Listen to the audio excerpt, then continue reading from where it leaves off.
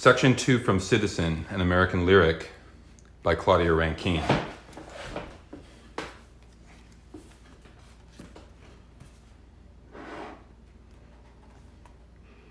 Hennessy Youngman, aka Jason Musan, whose art thoughts take the form of tutorials on YouTube, educates viewers on contemporary art issues. In one of his many videos, he addresses how to become a successful black artist, wryly suggesting black people's anger is marketable. He advises black artists to cultivate an angry nigger exterior by watching, among other things, the Rodney King video while working.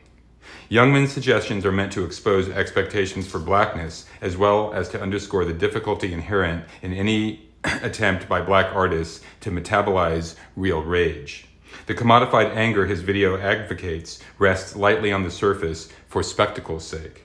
It can be engaged or played like the race card and is tied solely to the performance of blackness and not to the emotional state of particular individuals in particular situations.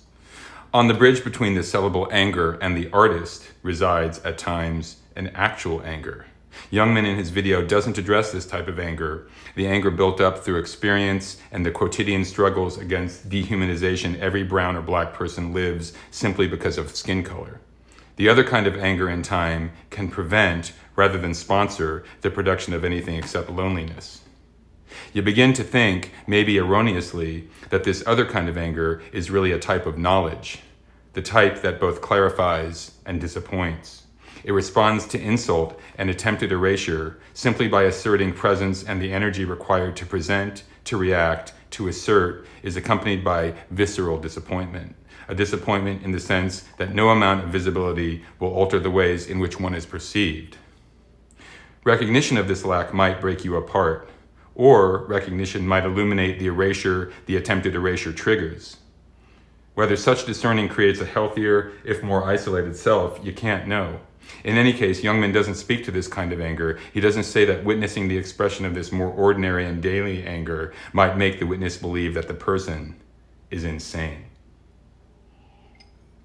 And insane is what you think one Sunday afternoon, drinking an Arnold Palmer, watching the 2009 Women's US Open final, when brought to full attention by the suddenly explosive behavior of Serena Williams.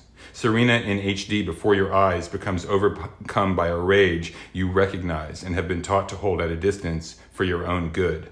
Serena's behavior on this particular Sunday afternoon suggests that all the injustice she has played through all the years of her illustrious career flashes before her, and she decides finally to respond to all of it with a string of invectives. Nothing, not even the repetition of negations, no, no, no, she employed in a similar situation years before as a younger player at the 2004 US Open, prepares you for this. Oh my God, she's gone crazy, you say to no one. What does a victorious or defeated black woman's body in a historically white space look like? Serena and her big sister Venus Williams brought to mind Zora Neale Hurston's "I feel most colored when I am thrown against a sharp white background." This appropriated line, stenciled on canvas by Glenn Ligon, who used plastic letter stencils, smudging oil sticks, and graphite to transform the words into abstractions, seemed to be ad copy for some aspect of life for all black bodies. Hurston's statement has been played out on the big screen by Serena and Venus. They win sometimes, they lose sometimes. They've been injured, they've been happy, they've been sad, ignored, booed mightily. See Indian Wells, which both sisters have boycotted since 2001. They've been cheered, and through it all, and evident to all, were those people who are enraged they are there at all. Graphite against a sharp white background. For years, you attribute Serena Williams a kind of resilience appropriate only for those who exist in celluloid. Neither her father, nor her mother, nor her sister, nor Jehovah her God, nor Nike Camp could shield her ultimately from people who felt her black body didn't belong on their court, in their world. From the start, many made it clear Serena would have done better struggling to survive in the two-dimensionality of a Millet painting rather than on their tennis court. Better to put all that strength to work in their fantasy of her working the land rather than be caught up in the turbulence of our ancient dramas, like a ship fighting a storm in a Turner landscape.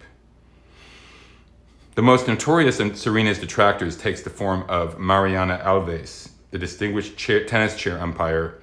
In 2004, Alves was excused from officiating any more matches on the final day of the US Open after she made 5 bad calls against Serena in her semifinal matchup against fellow American Jennifer Capriati.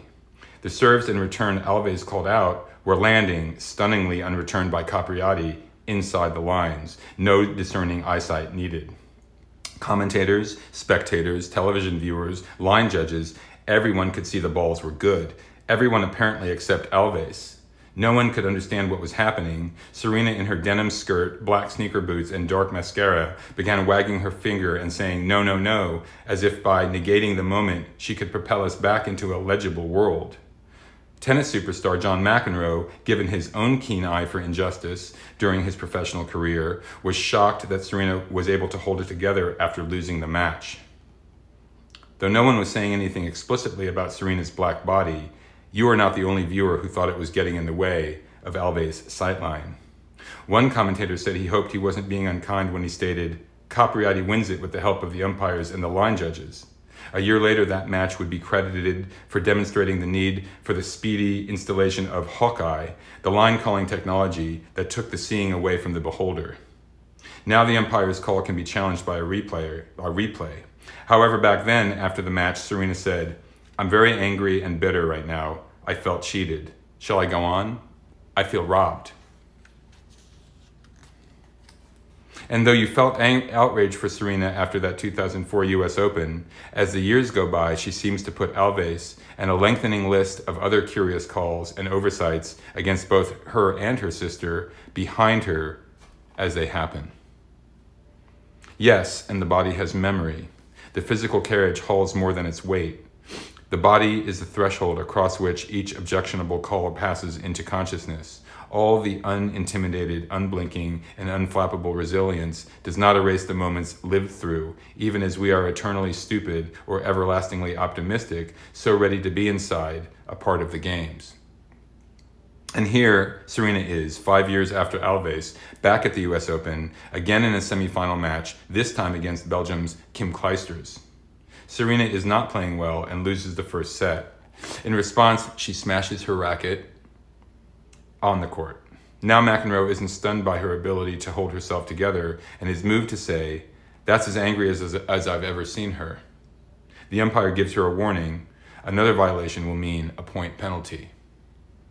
She is in the second set at the critical moment of 5-6 in Clijsters' favor, serving to stay in the match. At match point, the line judge employed by the US Open to watch Serena's body, its every move, says Serena stepped on the line while serving. What? The Hawkeye cameras don't cover the feet, only the ball apparently. What? Are you serious?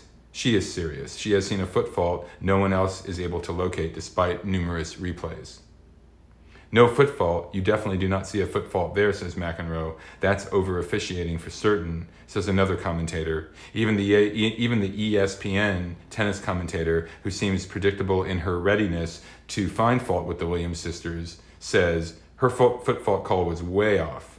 Yes, and even if there had been a foot fault, despite the rule,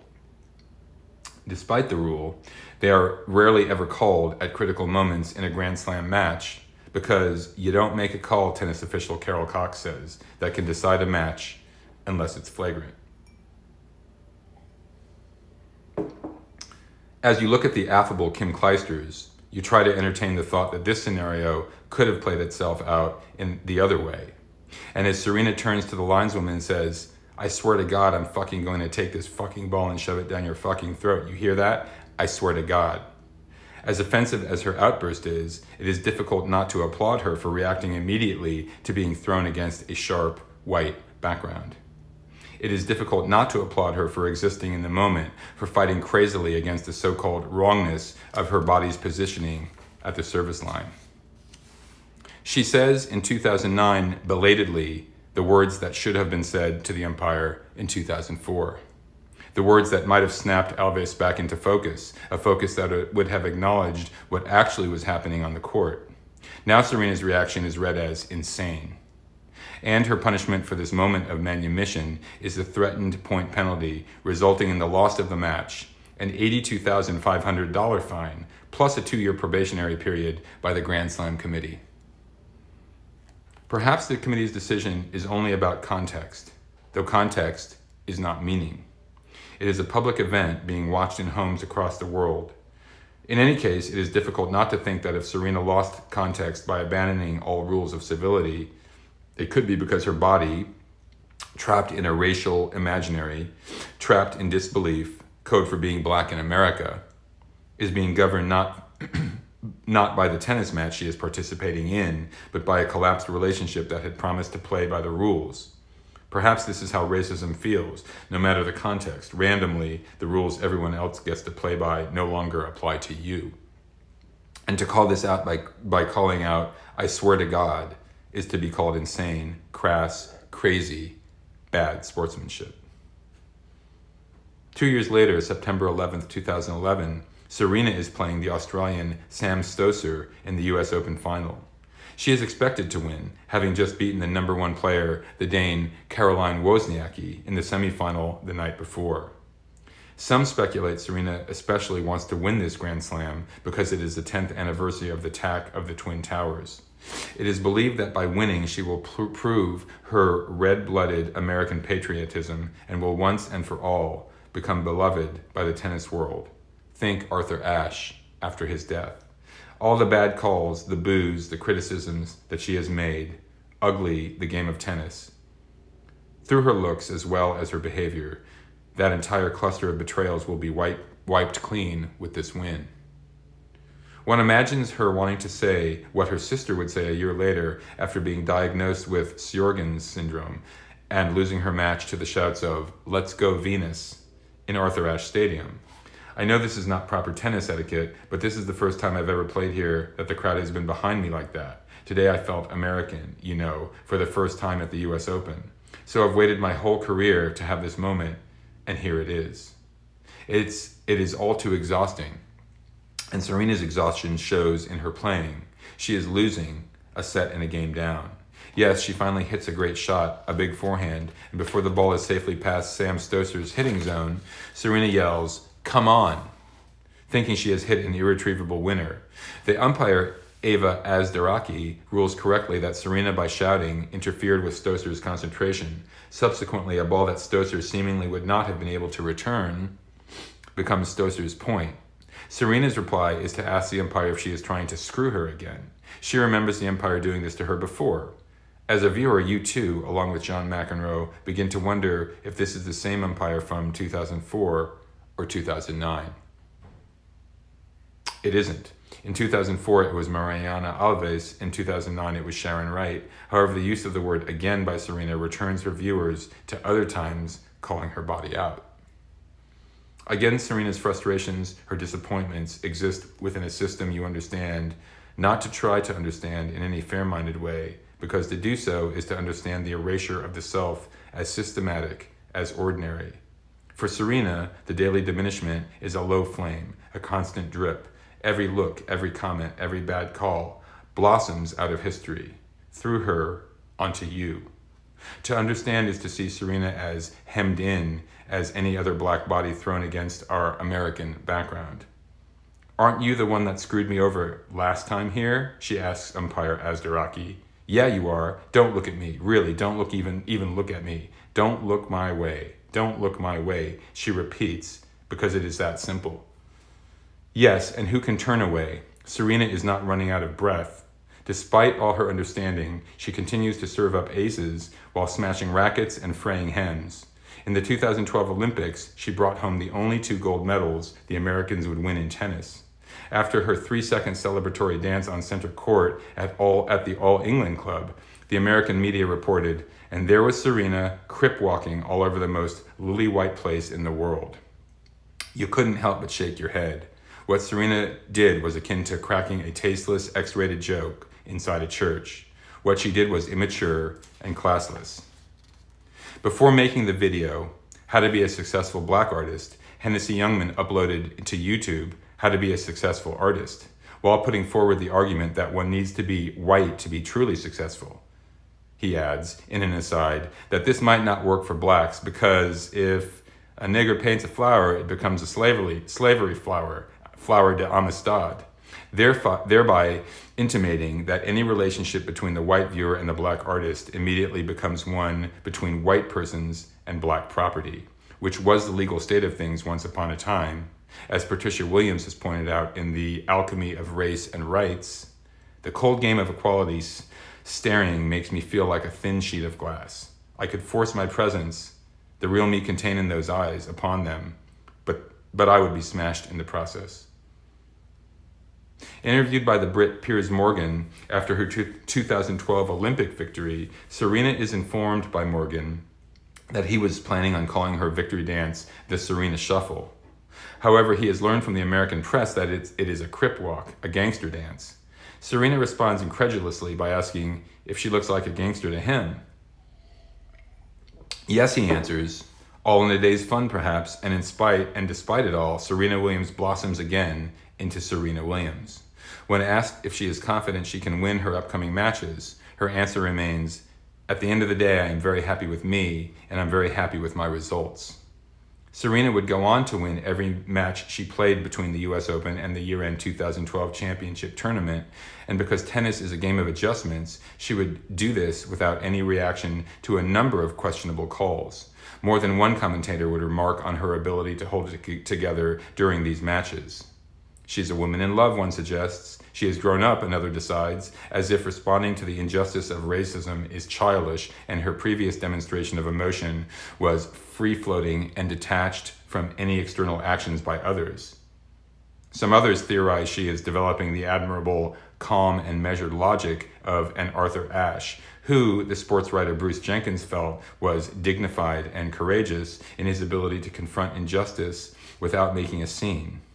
Jenkins, perhaps inspired by Serena's new comportment, felt moved to argue that her continued boycott of Indian Wells in 2013, where she felt traumatized by the aggression of racist slurs hurled against her in 2001, was lacking in dignity and integrity, and demonstrated only stubbornness and a grudge.